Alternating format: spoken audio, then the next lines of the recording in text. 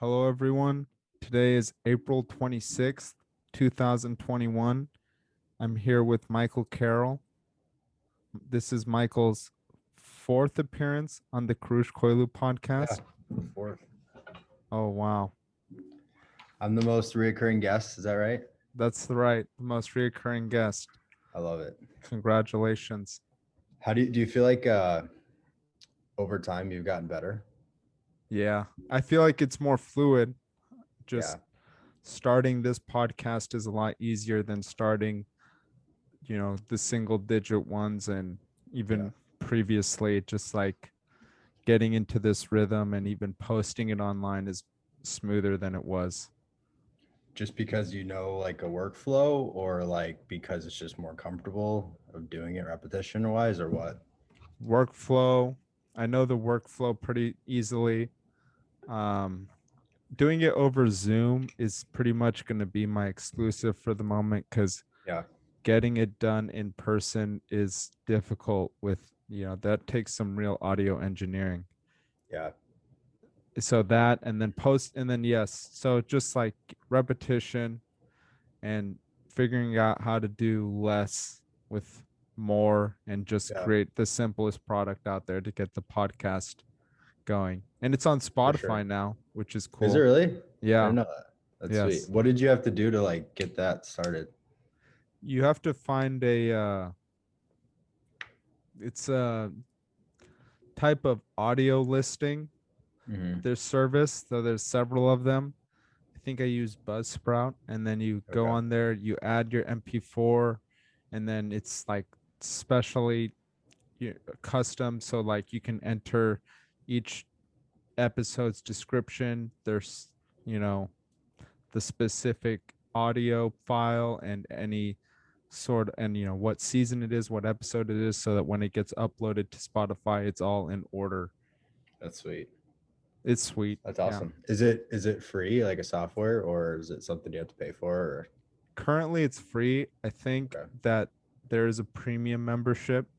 I know that I was on an original one that it ended up I thought it was free and it eventually charge you? they Yeah, asked for money, so I switched over to another service provider. gotcha. Well, it's cool. I'm interested to dive in first, and I don't know what direction you plan on going, but into that book that you're talking about before we forget. Oh, the defining decade. Yes. Oh, that book. So I don't know who wrote it, but it's a book called The Does it Defining not tell Decade. you on the It title? says that. I it says that, but I have the Kindle version, so I'm Okay. I don't look at the title, but Meg J. Meg I'm gonna be J. your I'm gonna be your Jamie for Joe Rogan. Thank you. There Thank you you, go. Michael. Dr. Meg J. Dr. Meg J.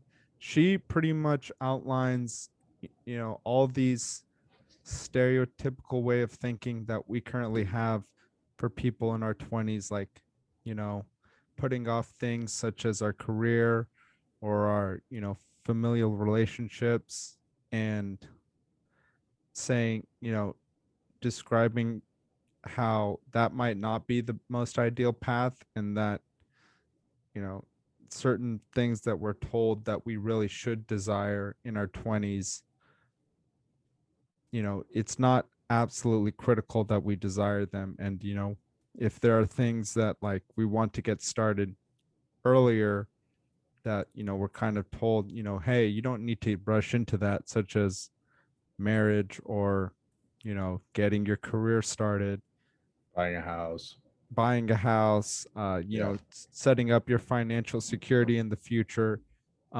She says, pretty much makes the argument. I'm only about 30% of the way through the book.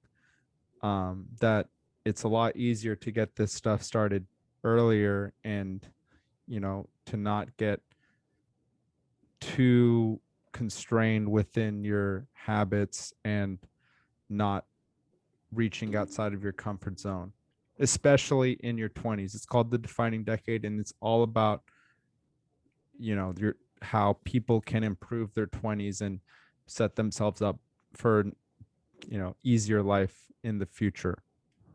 interesting. That's yeah, that's I feel like that's very right aligned with like what we're experiencing or going through right now. Um, and yeah, that's interesting. Like, what do you feel like from thinking about it? Because I'm still thinking about it right now as you say that. So I probably will have an answer for you in 1 minute. But based on like you reading it and you gathering those thoughts, like what do you feel like you have like put off because of what other people have told you to put off? Maybe not even because of what other people have told me to put off, but Society. society, Yeah. or kind of just, my way of thinking, possibly formed by, you know, society and the culture here, which is to marry a little bit later than Mhm. our parents. But she points out that a lot of people will um delay things like creating a family or finding relationships that, such as a marriage relationship, that will, you know because they think it will be too restraining or too constricting. Mhm. And she even says, a lot of times, especially men, she's a professional psychologist, I believe, this author. So she's continuously referencing examples from her practice that she's seen. And she says, a lot of men will forego their marriage to because they believe that they first need to establish uh, a pretty secure career before they can consider thinking about that in the future. But she says the argument that, you're going to have to get there eventually. Yeah. And eventually, she even makes the statistic that America is the most marrying country in the Western world. Apparently, this country marries more people than any other Western country, which I find interesting. I'm Yeah. not That is really interesting. surprised by that, because Yeah. most Western countries, I feel like, are pretty close to the same boat as we are on this It's like interesting. idea of like your 20s are your formative years more so than you're actually establishing your life years. Yeah. I think that kind of goes back to a conversation that we had earlier too about like me like trying to figure out like what I wanted and stuff. And I feel like a lot of it's because like, well, I'm still too young. I haven't experienced all these things, but I have this person that I really enjoy being with and I really like and like spending time with, all these things that I know is good for me, but I don't want to get there yet because I'm still too young. Um, but then it's like you're delaying the inevitable.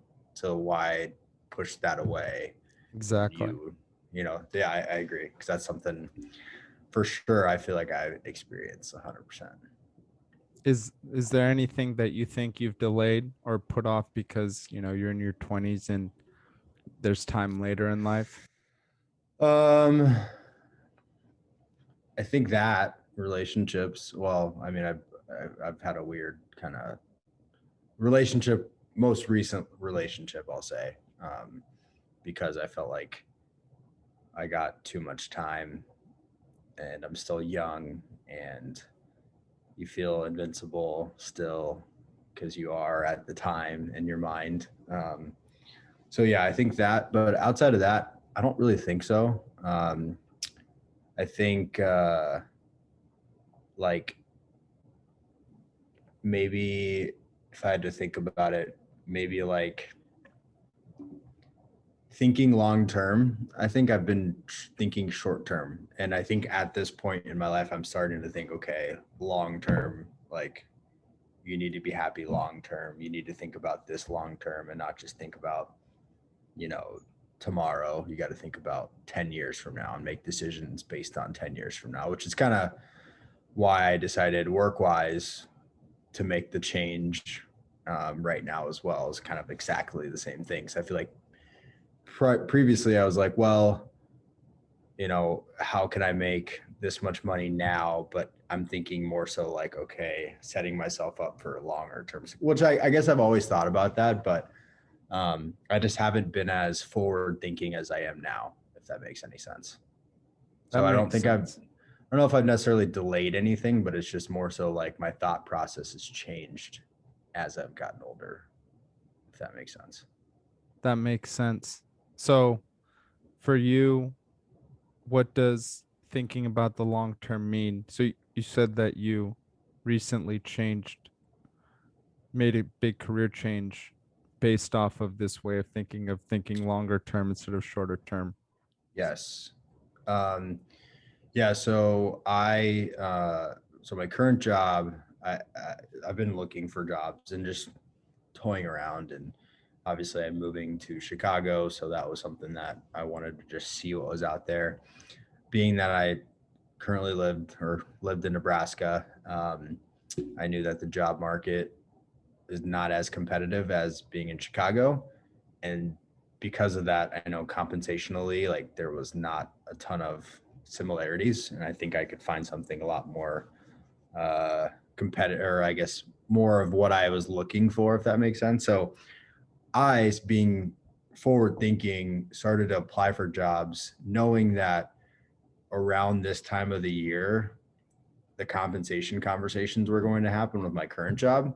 So that way, if I got an offer, I could then parlay that into either getting a higher paying current job and like parlaying that to them counter offering, or being happy with my job. So two things happened. One, I got an offer and then they counter offered. The counter offer wasn't like as competitive as my current offer.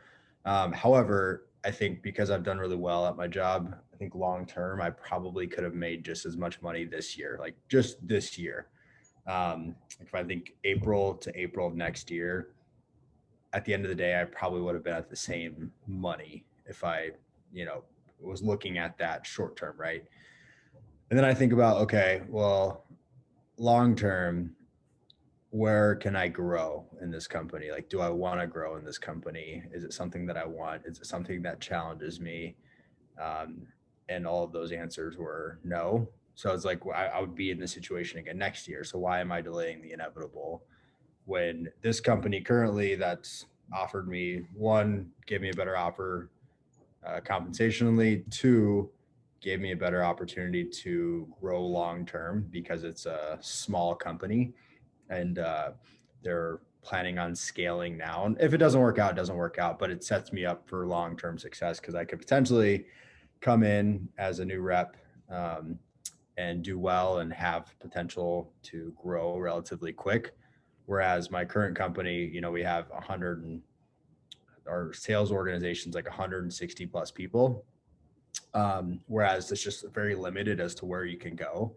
And the company I'm going into has less than 20, or I think 20 reps. So it's like night and day. And obviously, like what they bring in terms of revenue is not similar, but I see a long term play. And I'm thinking like long term, their vision is kind of like what I like. It seems like they're planning on scaling, they want to grow, they're planning on bringing more people on, and it seems like they have a good long-term direction where I could potentially grow into that organization. And so that just was a lot more attractive for me than just thinking, oh, next year I can make the same type of money. You know what I mean? So that's what I was thinking is long-term rather than short-term, if that makes any sense.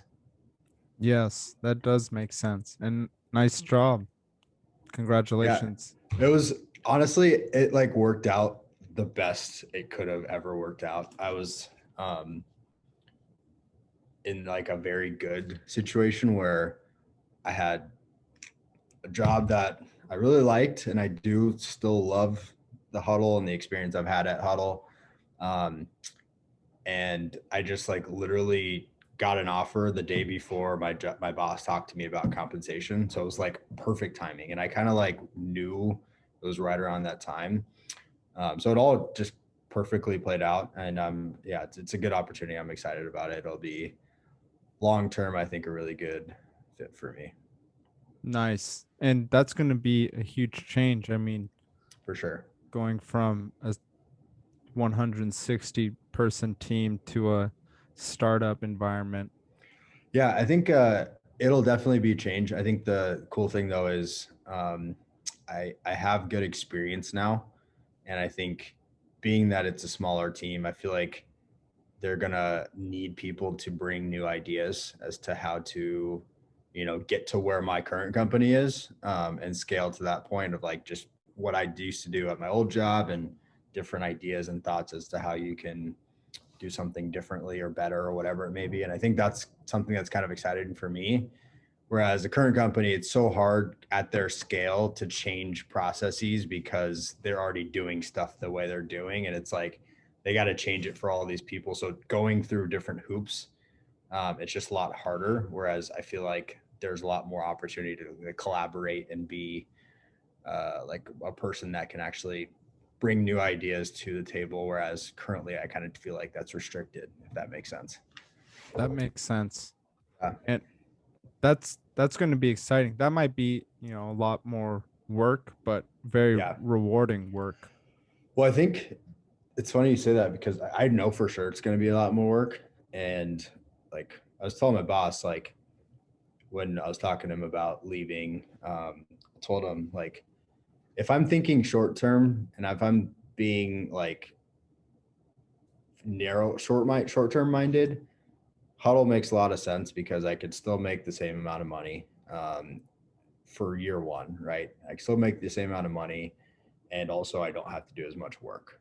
Um, Exactly. which yes, that makes a lot of sense. But then I'm like, well, I'm also getting to a point where it's getting a little bit monotonous and boring, even though I've only been there for a little while. I guess not boring because I work with sports, so it's kind of fun, but almost not challenging, if that makes, it's just not challenging. It's like the same old things that there's not a different problem that's being presented to me. It's just the same conversations that I felt like I already accomplished because I did pretty well. And I think because of that, it's like, well, what's next? I've already tackled these two things the last 2 years and done really well. So what's next? And I think that's where I was kind of at. And I didn't really have a good answer at my current place. That's good you did something about it. I think, in that book, Defining Decades, she brings on an example of someone, and you weren't even in a bad situation. You were just in a situation that you think could have been improved and Mm-hmm. you improved it. But she makes the, references an example that one of her clients, felt was in a sort of babysitting or doggy daycare sitting job and didn't feel like she was really getting the most out of her time, being in her 20s. And it's a huge deal, like you're saying, at 26 you can make a lot of money doing things like doing even doggy daycare or Yep, babysitting or nannying.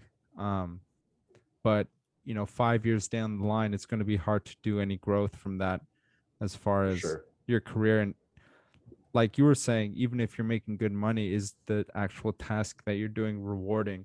Yeah, So if I was your boss and it was tough to find you some work that you found stimulating after 2 years, it's like it seems pretty understandable yeah, if you're like, I'm gonna go do something harder.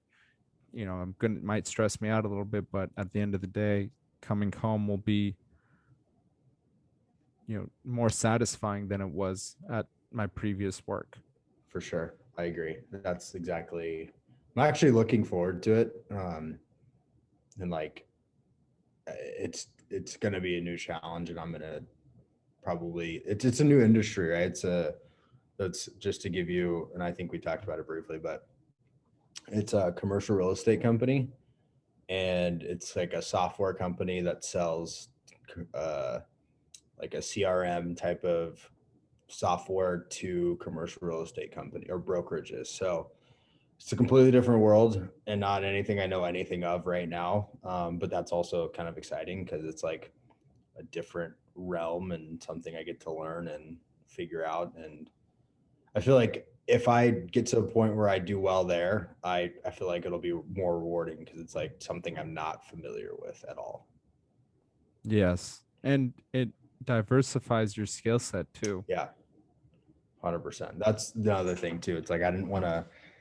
I know realistically, long term, like working in sports, it wasn't going to be something I could do until I was 65. You know, I mean, I could, but I just I feel like it's more of like a young age type of job.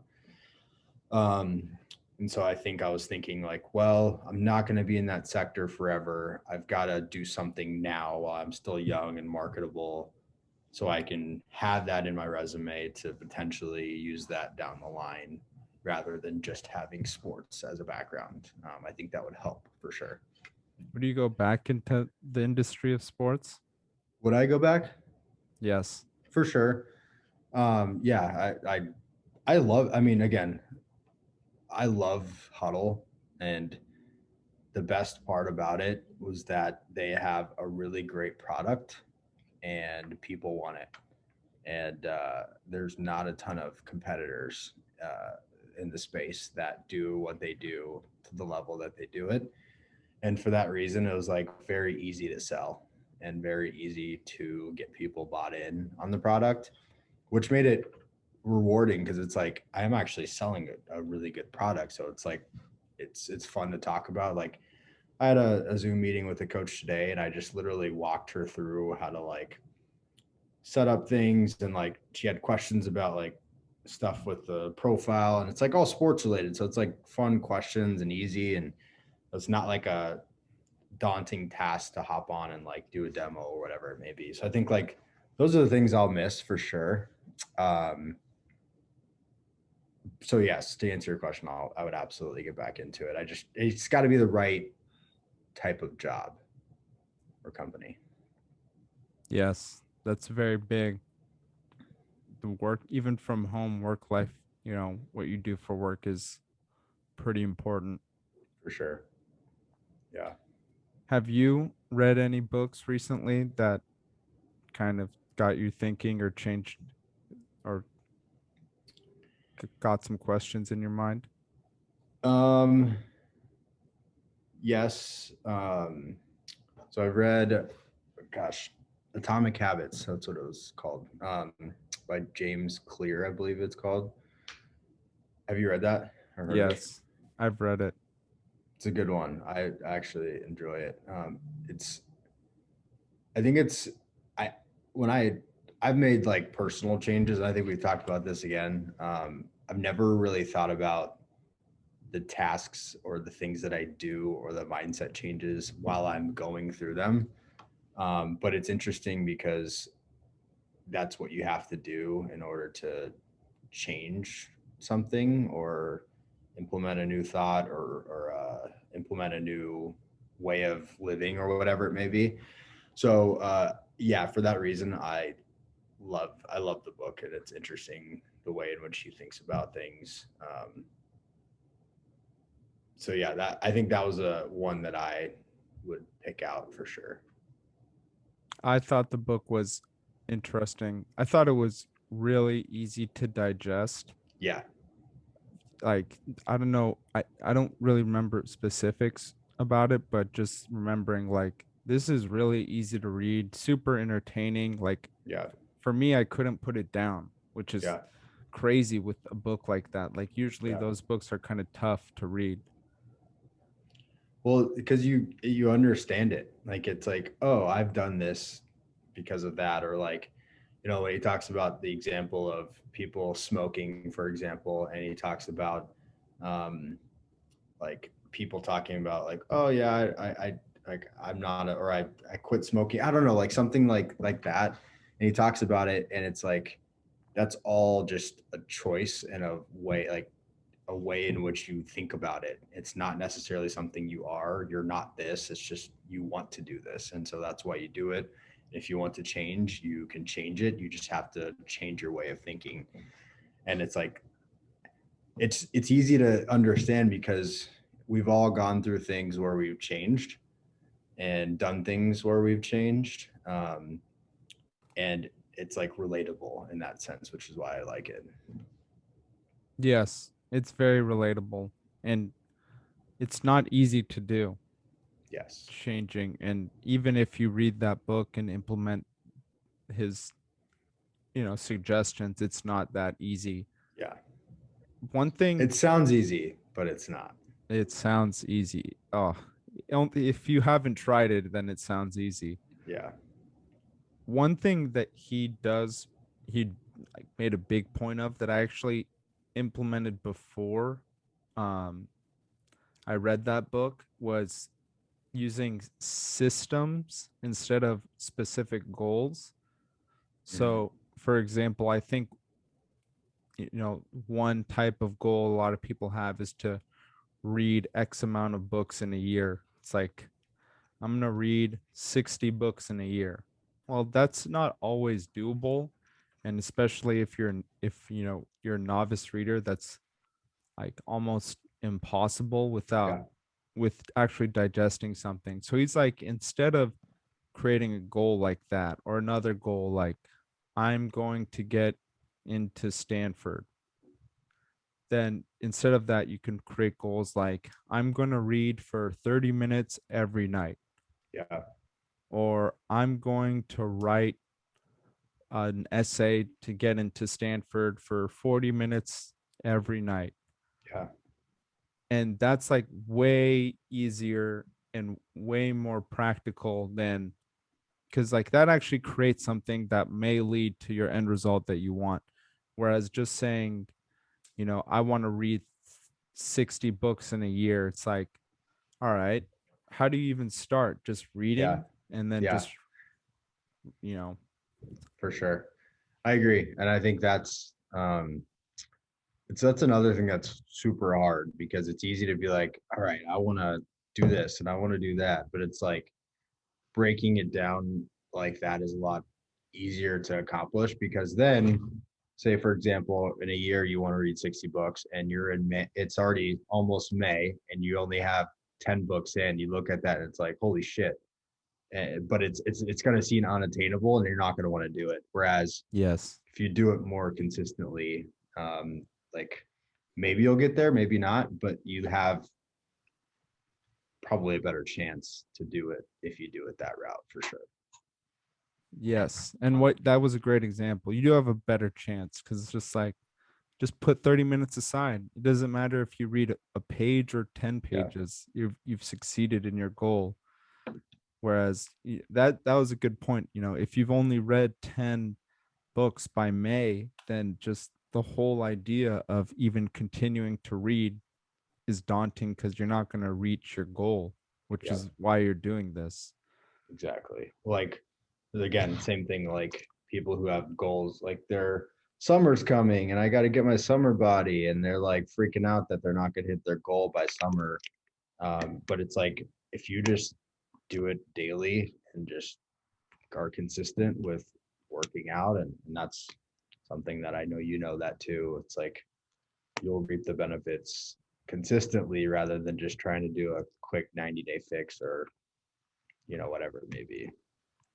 Yes, it exactly, and consistently. And I think one of his examples in Atomic Habits is like, you don't need to say that you're going to run, 3 miles every day, but you could say you're going to walk outside for 5 steps at least every single morning. And it's just a lot more reasonable. Baby steps, I think, are Yeah. big. Someone recently told me a lot of change very quickly is a bad thing. And I agree with that. I think a lot of Yeah. change very quickly can be, you know, pretty detrimental. Yeah. So, I agree with that. n- Go or, ahead. or no, you continue. I was gonna change gears if that's okay. Yes, change gears. So I've been seeing your podcast that you post. I've like listened to a handful of them briefly here and there, but not like sitting through full of them. But I'm interested to hear like over your X amount of podcasts that you've done and numerous and varying guests that you've had, like what are some things that you've taken away from them? And to couple onto that, what's the most interesting one that you've done so far? Um, what have I taken away from it? Probably that. Maybe I What? was gonna say maybe like in total, all of the ones that you've done, and then like the most interesting one after that. Probably the one thing that I've taken away from it is that people do want to speak, which I didn't always realize is like if you stimulate someone with questions, they are very open, almost always to answering that question, even if it's a question that I at times thought they might like not want to touch. Mm-hmm. It seems a little sensitive. If you present it in a pretty, non-judgmental, non pretty just more of an observer stance than anything, people are willing to share. And I Yeah. guess one thing that I've gained is just probably the ability to listen and, just speak on what people are saying. Yeah. I'm not sure which podcast I've, you know, enjoyed most. There are several. Um, Is there one that like sticks out? And that could be for varying reasons, but the one I had with Sarah Stewart was on writing was I enjoyed that conversation a lot just yeah. because we were able to, really talk about our processes and as both poets Mm-hmm. who post on social media, it was nice to, I think we were able to relate to each other on that note. Yeah. Another one was with Kavir Kapoor. He's really knowledgeable on software development and the latest in the tech world. So, I had actually two podcasts with him, and one we couldn't even air because it was uh both were in person, and the first one was just so unusable. I couldn't That's a air it. bummer. It is And a that's what you're bummer. talking about, the audio thing. Yes. Yeah. The audio is because what happens is that both microphones will catch the other person. So it's like you have to sync up the audios and the videos. And sometimes the videos are recorded in different frames per second. So they can't actually align over the full span of the podcast. And it just like, it's a mess. If you go actually to that podcast on YouTube, it will, you listen to it. You'll, Kavir Kapoor, kkp-19, I believe. Um, you'll hear that it's just like, it's still like you can still make out what we're saying, but it's Yeah. not as clear as it could be. That's interesting. I didn't even know that would present issues. So that's crazy. It does. And that's why, with Zoom, it's like this is seamless. After Yeah. this, I'm going to get a MP4. I'll be on the right, you'll be on the left. Our audio will be synced up, flawlessly.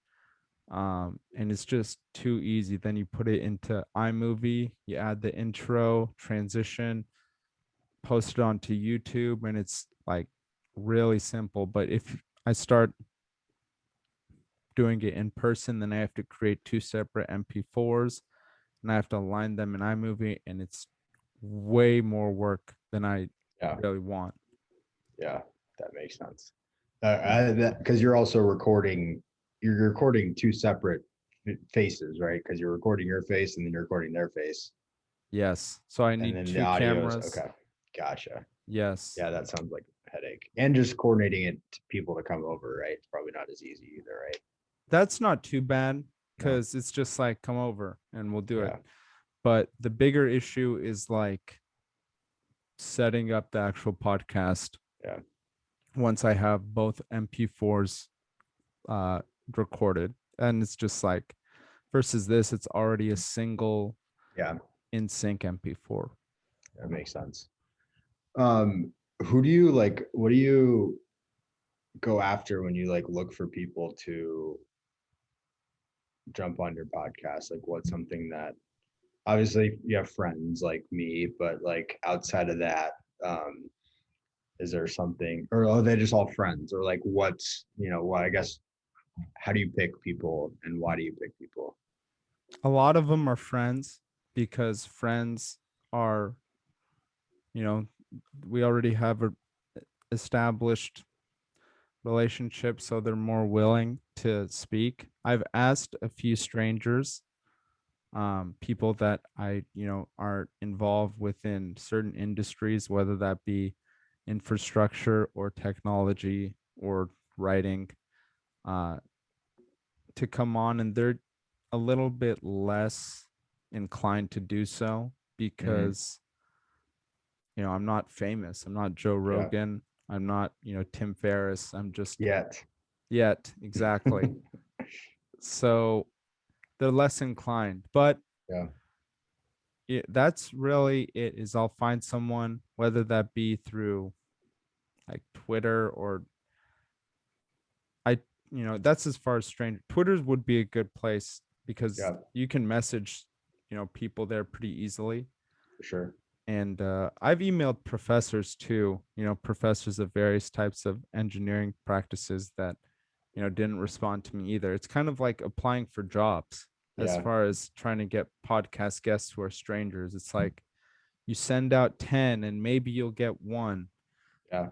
but jobs, it's more like you send out 100 and maybe you'll get two. Yeah.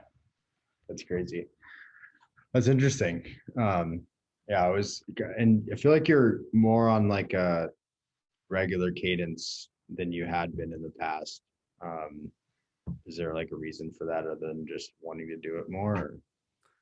Yes, I'm wanting to do it more. I'm back on social media than and previously I wasn't. So now there's, more avenues to share it with, which makes me more inclined to post it.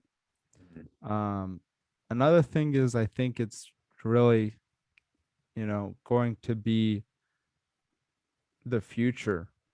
Maybe not podcasting specifically, but like being on social media. I think at one point all of our social medias are going to be integrated into like some, one sort of profile Mhm. that pretty much, represents us in the virtual world. And if you have hundreds of hours of podcasting on there, that's a lot of foundation. That's very interesting. And I was going to ask you about that too, like, because you went from like being uh, a ghost on the radar with your social media, and now you're back onto it. Like, was that the reason for that? What? Like, because your long-term vision of what social media is going to be? No, that was because of it was easier to keep connected with Mm-hmm. COVID going on, with the COVID lockdowns. Mm-hmm. And then I think one thing different compared to my old social media use is that I'm extremely active, Mm-hmm. which I don't know if I was pretty active before, but not as active as I am now.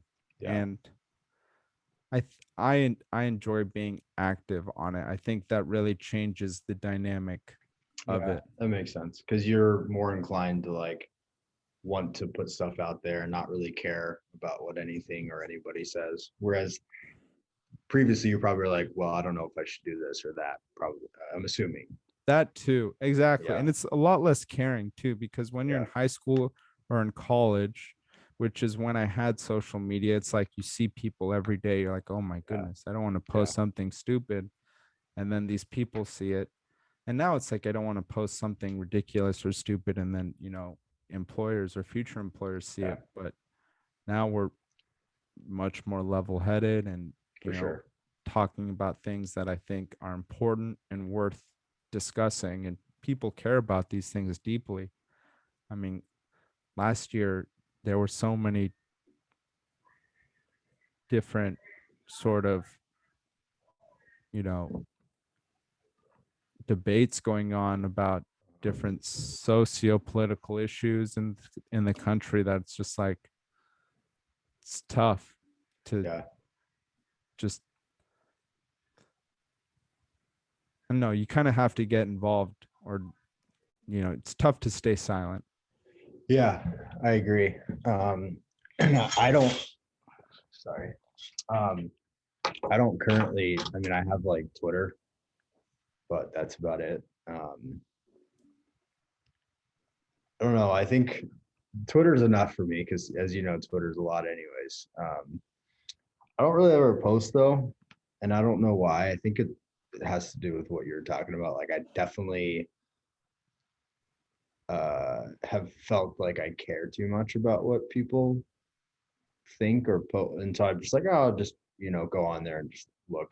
One, to be informed, which I think is good, which is why I like Twitter. But and then I don't know. I just also, to your point about like staying connected with people, um, I personally don't care about that, which is funny you say that because like I if I'm friends with somebody or if I'm cool with somebody, like we're gonna be in touch. And if not, like they don't need to know what's going on with my life. And not in a bad way. And like if I see someone, like I'd love to catch up with them, but like if I'm not super cool with somebody, it's not the end of the world if they don't know what I'm doing. So that's kind of my take on it. That is understandable for sure. And it's like, you know, if people are willing to stay in your life past the, just social media, then there's a real connection there. Like, For sure. especially today, like, we stay connected and off of social media. And we have friends that we stay connected with off social media. And those relationships are very important, especially today where we don't see people in person as much as we used to. Yeah. One interesting chapter in that book, The Defining Decade, was a chapter called Weak Connections, I think. And that Dr.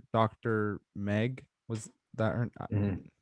Yeah. She makes an argument that our strong connections can't really provide us with much more that we don't have, but our weak connections have the ability to radically change our lives Interesting.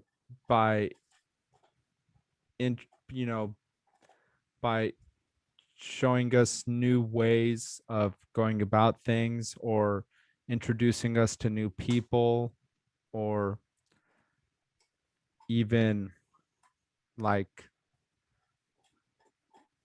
just being a part of their life is going to bring us a new experience in some way, even if it's so briefly. Like, we're never with them, so in some way being with them, some novel experience is going to happen. Never thought about it that way. Neither did Um, I, really. and I still don't. I still want to like challenge that, but I mean, it's not like a bad thing. It's just like a different way of thinking about it. Yes. I think the way I've thought about like weak connections, and if I relay that or relate it to social media, for example, um, like I hated when I had Instagram, for example, when like people would post that they had a new job or like they they did this or did that, and like seeing their life through a lens that is not 100% everything that they're going through. Um, and then knowing like you start to compare. I started to compare, like, well, they're here, they're doing all these things, and I'm 22 and I'm broke and got no money and I'm barely making it, and these guys are doing all these things, and it's just like you're comparing, and that's what I was doing, a big part of it. And then at the same time, like, when I see somebody and I like haven't talked to them for a while, it's like I already know what's going on, well, somewhat with your life because you post your whole life, and like I don't really have it. We don't have a conversation because like, oh yeah, I saw you were there. Like I want to ask you, like, talk about it and have a genuine conversation, not just know, hey, I saw you post that 2 months ago that you were in North Carolina. Like I don't know. That's just kind of my thought. Like I'd rather have a genuine, like, when my friends always talk about like now, like, hey, did you see what I posted on Instagram? Or it's like, oh no, you don't have Instagram. I'm like, no, I didn't. Like, I kind of like that though, because it's like, I don't know what's going on with your life. Because when I see you, I'll be like, hey, what's up? What's been going on? It's been 3 weeks since we hung out. Like, what's new? And I don't really know what you've done. I think that's kind of cool, because it sparks a reason for conversation. It is very cool. And do you have a, a connective, do you have a tribe in Chicago yet? Have you been able to? A tribe isn't like friends. Yes. So Carlisle lives in Chicago. Wow. Um, what are Have the you hung odds, out right? with them? Yeah, we've hung out a couple times already. Um, and then I have an old buddy that used to work at my company, Huddle, that lives out here too. I went to the Cubs game with him the other night. But I mean, I have like a couple other people that I used to, because my old company was based in Chicago, so I know a couple of people. But those are like the two people that I know that I'm good friends with already. I have like a good foundation. I'll put it that way. Okay. Yeah, It's important to have people like that, for especially in a sure, new city. That's good. for sure, 100%. Even just one or two friends can be like Yes. a huge lifesaver. Yeah, that was also like kind of a good way to, or good reasoning for me to um, move here. Not only Lexi, but I didn't want to be like dependent upon my girlfriend to like do things and experience things, because I don't think that's healthy. And I think I also had another friend who worked here and then he moved right when I moved here, of Wow. course. But anyways, yeah, I think it's good to have a foundation and have people that I can go to and hang out with and do other things and get out of the house. And yeah, it's good to have that. I'm very fortunate that I have that for sure. It's huge. A lot of people have left San Diego. Hmm. Sean is leaving in 2 months, who's one of my best friends here. Hmm. So, I'm probably, going to start looking for more connection and more tribe in the area. Yeah. Um, and I'm saying the word tribe because I've recently been listening to a lot of the Aubrey Marcus podcast. Do you know who he is? Yeah. Doesn't he do that on it with Joe Rogan? Yes, Yeah. he's Okay. a Yeah. owner of On It. That's what I thought. Okay. I think they just sold their company today too. Oh, really? Oh, Yes. But he talks about tribe a lot, and it's pretty important, feeling connected with the people around you and feeling connected with your community. And it's not easy, especially this last year. I feel like yeah. over this next year, as people, are more, as the vaccination rate is higher and people are more willing to be out, uh, the community is going to come together pretty strong. I agree. And I hope at least. I hope so too. And I think so. Yeah. Where, so when you say like you're gonna, I don't mean to put you on blast. I have a follow up question to this. So, but like when you say go like trying to find tribe, because obviously I'm at the point where I need to go do the same thing and try to find other people that are, obviously I love my two friends, but like having a bigger circle. Like where do you anticipate going to find that or like seeking that?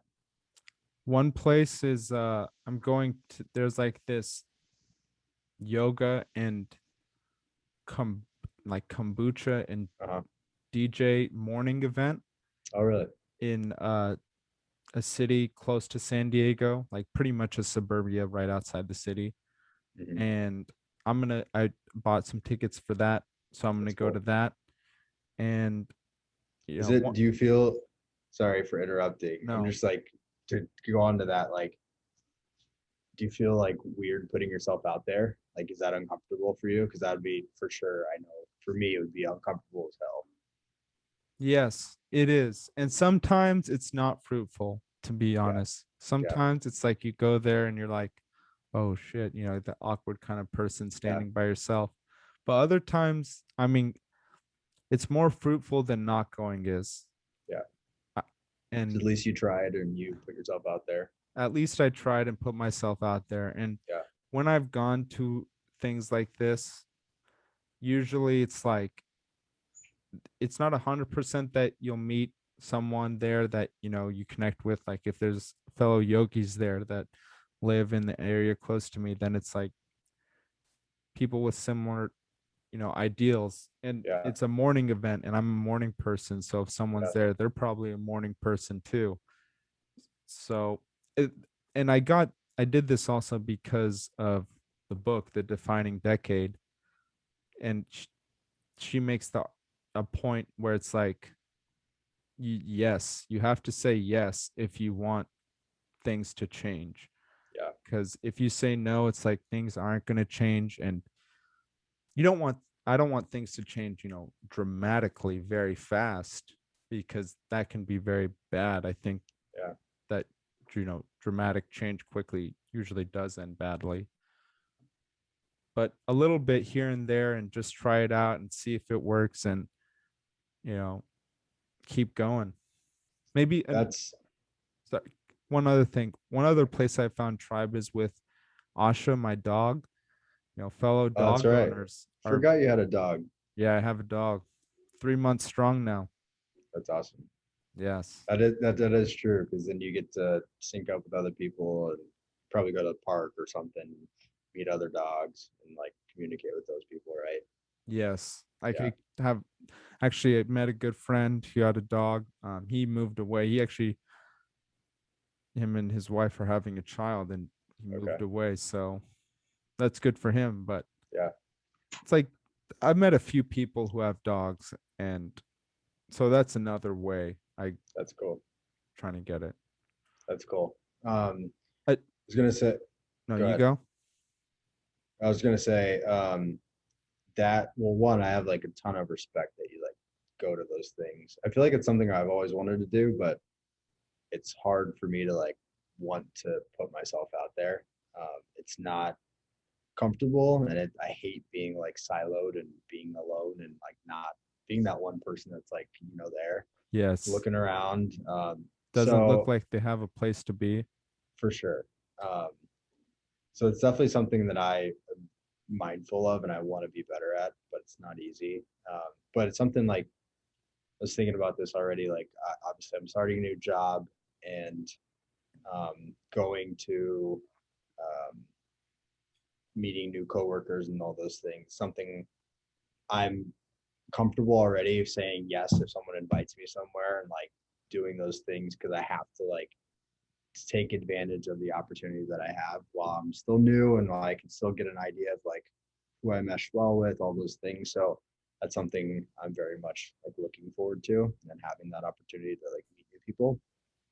Um, one other thing that I thought was interesting that I've thought about, which sounds weird, but it's something that Lexi has done. Um, Bumble BFF. Have you heard of that? Yes. Lexi has met like a couple of good friends on that, and Wow. she like just went on it and has gone on like a couple of different coffee friend dates, and like now went to like this girl's birthday party.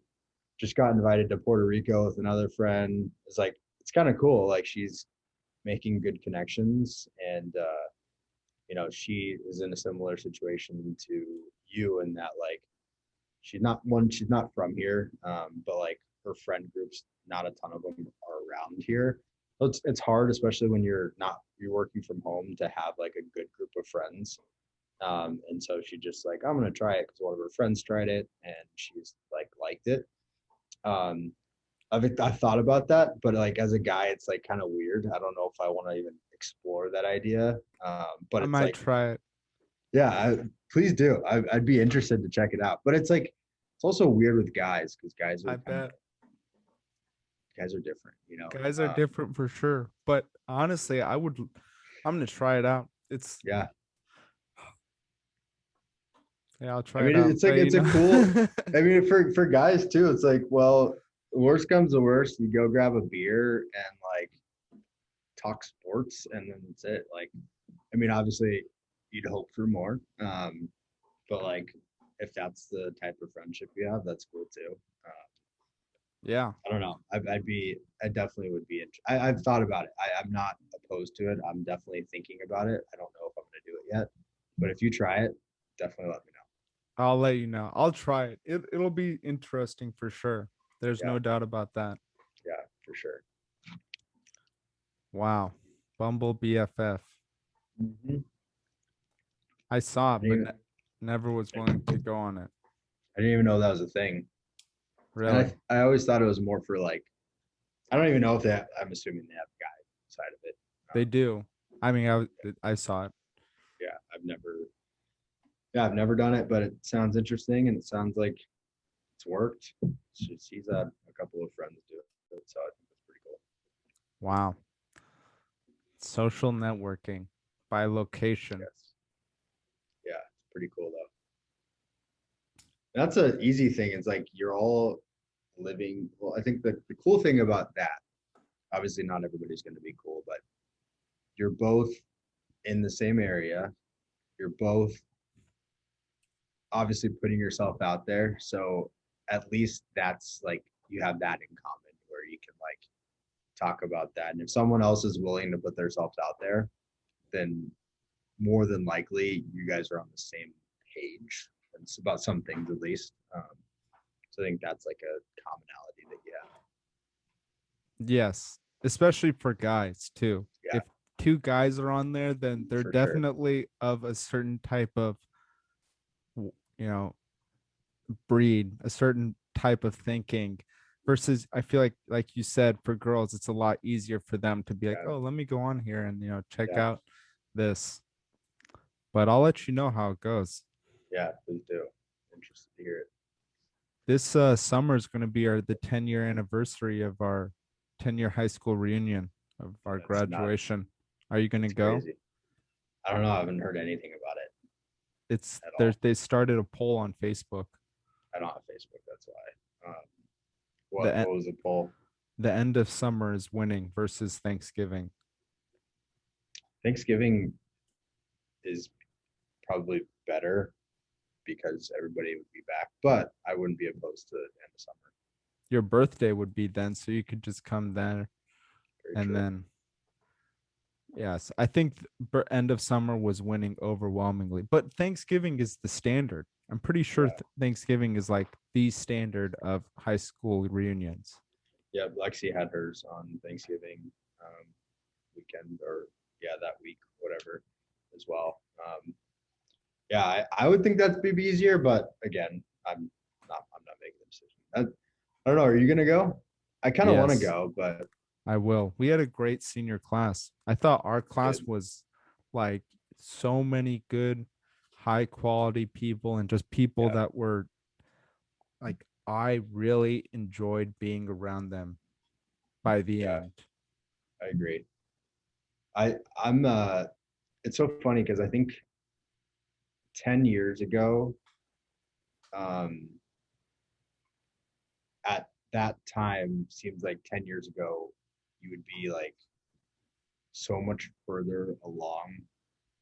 Well, I don't know. Like I don't feel old, but I feel like when I was 17, 10 years ago, I felt like that was so old. You know what I mean? Like I don't feel like I'm at the point where I'm like old, or I don't feel grown up yet, if that makes any sense. I understand what you mean. I feel like I think I made this argument with a previous guest that the maturation of millennials has been delayed slightly.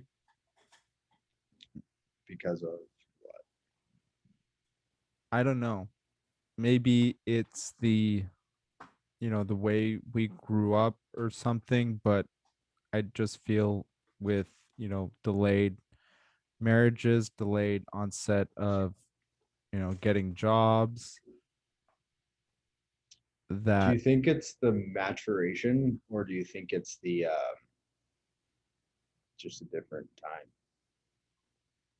Like, because what's to say that our parents were more mature than us at that age? Maybe that's just what was expected of them, and maybe because we saw what they did, we just are doing something different. say that again.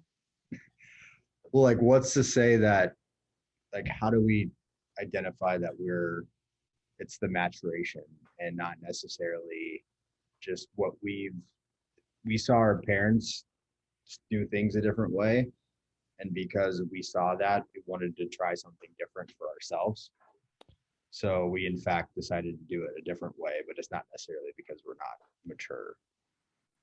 I think, well, w- we didn't have the expectations that they had either.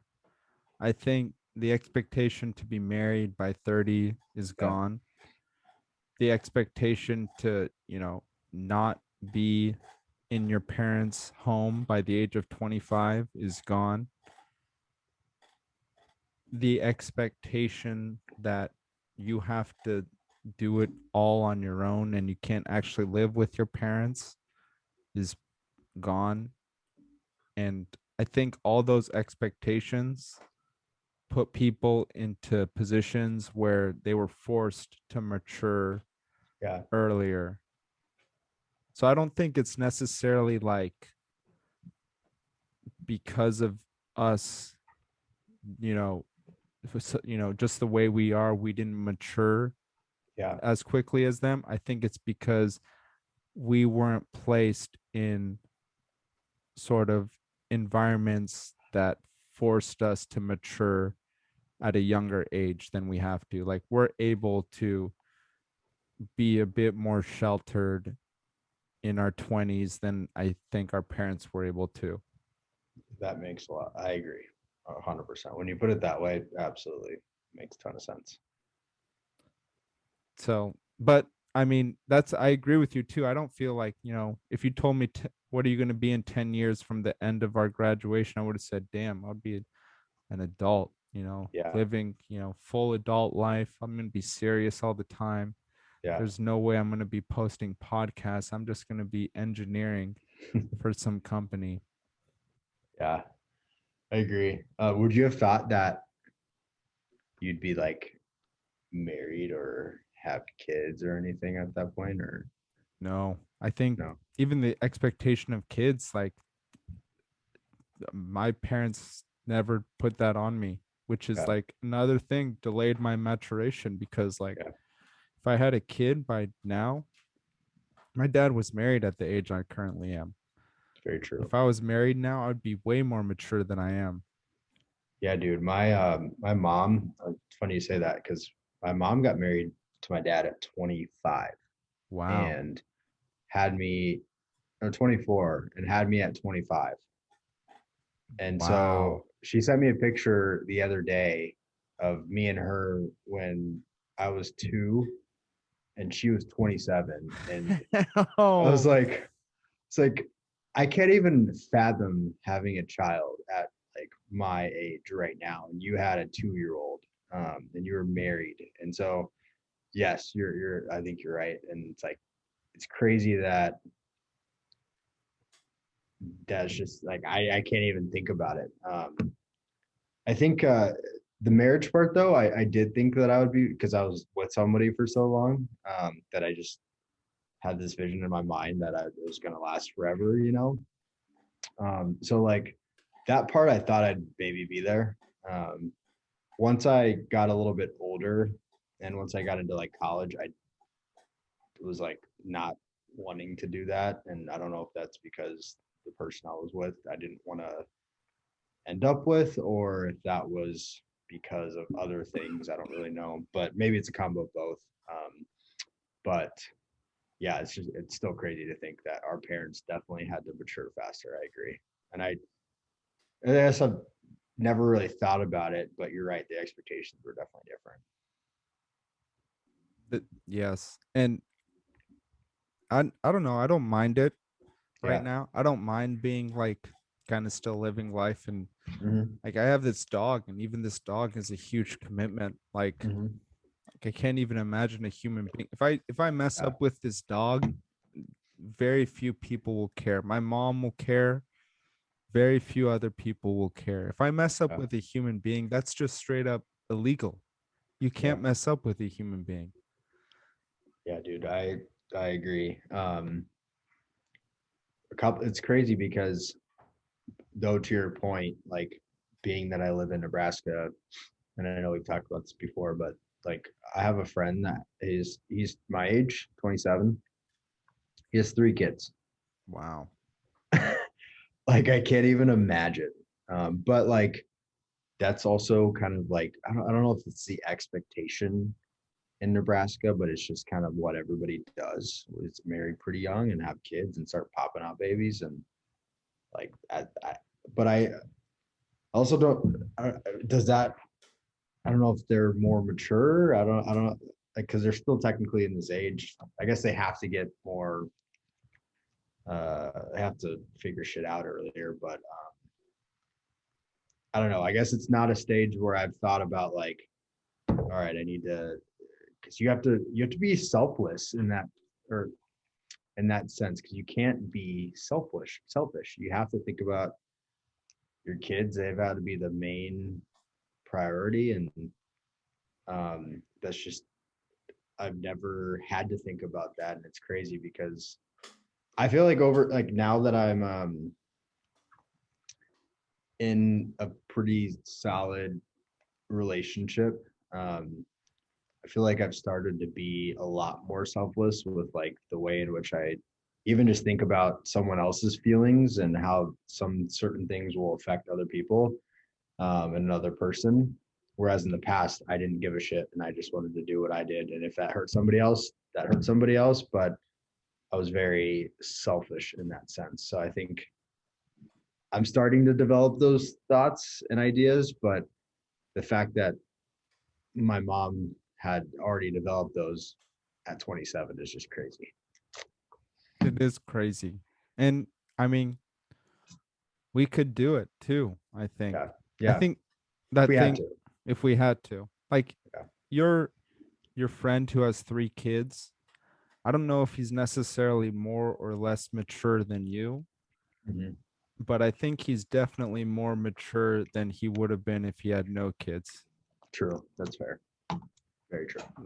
And I've heard from things, it's like it's there's this one podcaster, Russ Roberts. He has an econ talk, or his podcast is Econ Talk, and he Okay. says that asking, there's like questions of, they ask parent, like surveys will ask parents, do you think having a child was worth it? And he thinks those are pointless because people become a fundamentally different, he makes the argument that people become a fundamentally different person after they have children, because something similar along the lines of what you're saying with your relationship with Lexi, where they can no longer be selfish. They no longer have, like, even naturally, it's like they're naturally more inclined to be selfless and take care of this being that is now in this world. And like, Yeah.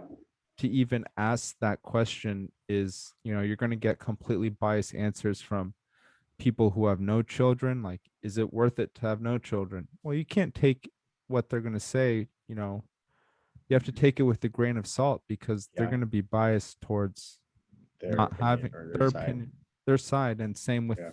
the parents. So Yeah. I agree. And I think to your point about like what you were talking about with Lexi, um, I this is like within the last year, or year and a half. It's very like new, like the idea of me, the way in which I think about. I think in the past, this is what I would do: is I would, if I had a problem with her, or I had something going on, or she did something that I didn't like, or whatever, I would just push it off and then not communicate and just like this, I don't care. This is how I feel, and I don't really care how you feel, even if you didn't intend to do something or that wasn't your intention. I would just kind of like blame it as if she's in my head, if that makes any sense. Like I would almost think that she should know how I feel. And I think that's selfish, because obviously when you have kids, you're never going to be able to do something like that. And so I think the way in which I think now is more like, okay, got to put myself in her shoes. I've got to understand what she's thinking and why she did the things she did. Or if I say something in the past, if I ever said something and I like it was something that I did wrong, I would never admit to it. I would just like deflect and like push it off. Or now I like, if I say something, I like literally were like, oh shit, like I gotta think about it. And I'm like, all right, I'm sorry. Like I'm like forward about apologizing or putting myself in her shoes to understand how I made her feel, even if it's not what I intended. And that is like drastically improved our relationship. Because she's always been very good at communicating, but I haven't. And I think that has been a massive improvement. And I think it's all about the selflessness type side of things, which goes back to the children and all those things too. Nice. So you feel like you've gotten better at that? For sure. That was all because of my therapist. I will 100% give him all the credit. But I think, like, just, I think having someone tell you that is a lot easier than just doing it, because you like, when you talk about stuff to a therapist and they tell you like you're being stupid or you're like overreacting, or all right, listen, she's not doing this or whatever, like you've got to like take a step back and be like, all right, this guy doesn't know anything about anything and he's telling me his unbiased opinion. I'm just being a fucking idiot. Yeah, It's like, it's nice to hear that though. It's humbling because you always think that you're in the right. uh, in the right. Exactly. So when then you have somebody else's perspective that tells you and you're able to talk about things, it's like, oh, wow, I've been completely looking at this a different way and I shouldn't have been. And that, yeah, for sure. That's definitely, and that's not only like relationships, but that's like friendships too. And like taking that into friendships and listening to other people's whatever they're going through, or um, understanding how what I say could potentially affect someone or whatever it may be. So I think definitely that's helped in all those aspects. Nice. And those are all atomic habits too, Yes. like being able to, you know, speak without, any sort of aggressive sort of blame or take out, or even put yourself in their shoes, like to be able Yeah. to speak with someone, have a debate with them, and like just even think consciously, like, okay, they're coming at it from this way. That takes some effort, and like you have to know that you're going to do that beforehand and practice that too over time Yes. to get better at it. I agree. I think that though is what I think right now needs to happen more frequently in just the country. Just not everybody screaming at each other about their opinions, rather understanding, or like trying to understand, even if you don't agree, just trying to understand where this person's coming from, so that way you can gather that information and then form your own opinion on it, but doesn't mean you have to agree with them. Yes. And, hopefully we can do that. That gets tougher when the, you know, debate team gets larger, like where Yes, it is now 400 million people. But the debate team. I like that. yeah, 200 v 200. Well, Michael, this was a very good episode. Fourth I one, agree. possibly the strongest one so far. I agree, 100%. Are there any last words you like to say to our audience or anything you want to say? Um, no, you're putting me on the spot, but I don't have anything. I think it was a good conversation. I think each one's better, like you said, but I definitely think this was a good one. And I liked hearing what um your like process and how you've kind of evolved this whole thing too, and seeing it get to the point where you're posting more frequently and having different guests on. I think that's all really cool. And it's cool that I was like one of the first, which was cool. But yeah, I think that's really cool and exciting, and it's always fun catching up. I wish we could find a way to get together in person at some point, um, but I'll have to figure that out soon. Speaking of which I know we can probably go on another 2 hours about this, but tell me more about your Montana tag, those things, Oh, wow. So I have a and when you're I coming to Chicago. But we'll talk about that after. so I got my Montana elk draw was successful, which means that I will have the opportunity to hunt an elk in Montana this September, maybe August or September. Rifle or bow? I think I can do either, but I will probably go with the bow because I believe there's some really good like opportunities. Like with the rifle, the opportunities get way more scarce. Whereas with the bow, it's like I can go out there prime time and just hunt pretty much, with almost no one else out there. That's So awesome. How many yards do you have to be for to hit a bow, like or hit elk with a bow? I could probably do it within 60 yards, but Okay, past 60 yards is hard. unreasonable. Yeah, Unreasonable. Like I wouldn't even want to do it past 60 yards just because, elk are seriously dangerous animals. Like they have yeah, big antlers. I yeah. mean, 60 yards is pretty far. If I shoot him from there, he's not going to come at me, but um Still nuts. it's still nuts. And Yeah, like they're in Montana, there are grizzly bears like that. So that's another thing to think about. Not like the way there is in Alaska, but yeah. yeah. And I have, a few more elk tags out there. I also put one in for Oregon, which I don't think I'll get. I put one in for Colorado, which I could see myself getting. So I could see myself having one for Colorado and one for uh, Montana. And Sean lives in Colorado, so that would be chill. But Dude, you need to get out of the San Diego and come to the Midwest, and you can easily hunt more yeah, frequently. Wisconsin, Yeah. I'll have to go to Chicago. I have to check it out before I move You've there. never been to Chicago, have you? Never been to the Midwest. Um, well, now that I don't live in bumfuck Nebraska, you could come visit me and it'll be a lot more worth your time.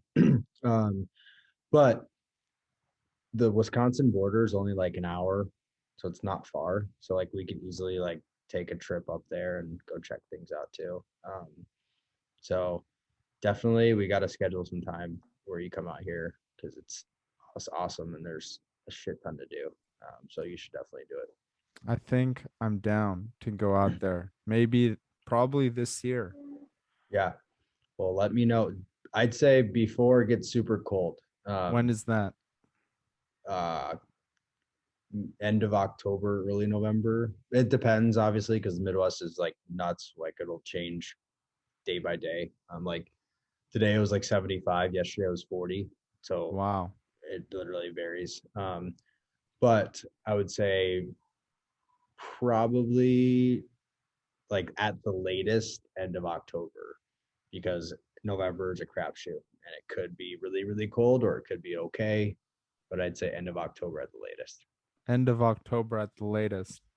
August might be the time then to Yes. go.